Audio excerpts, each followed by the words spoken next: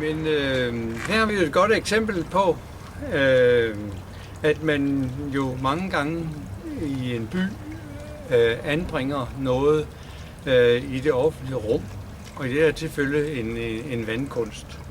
Og der er jo ikke nogen, der nogensinde har spekuleret i kunst i den sammenhæng.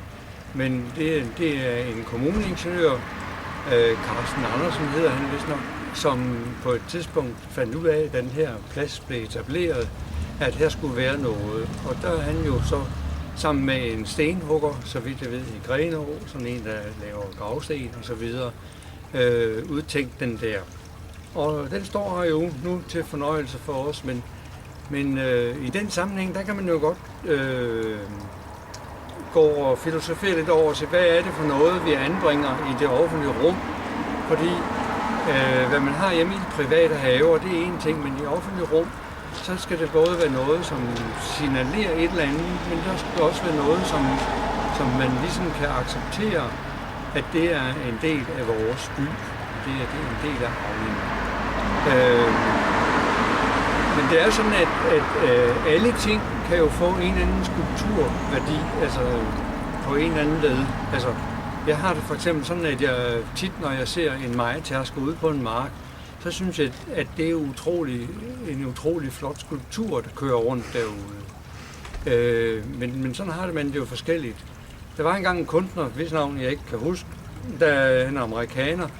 Han havde en idé om store offentlige bygninger, som kunne gøres til skulpturer. Og det mest berømte og spektakulære, han foretaget sig, var at pakke Rigsdagen i Berlin ind i net og plastik, sådan at den opstod som en stor, flot skulptur i stedet for en bygning.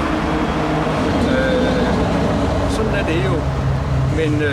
Men hvorvidt sådan en sten som den her med vand oppe i midten er flot eller ej, det ved jeg ikke. Men jeg synes sådan set, at det er godt, at der er sådan nogle steder i en by. Og så den lille sjove historie om den her plads.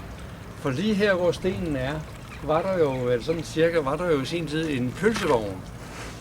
Menneskene, der passede den og havde den, bor stadigvæk her i byen. Og de boede i et hus, der stod sådan cirka her, hvor vi står. Og henne på hjørnet af huset var der i sin tid en tatolforretning. Og der er den sjove historie, at der engang var en eller anden militær manøvre.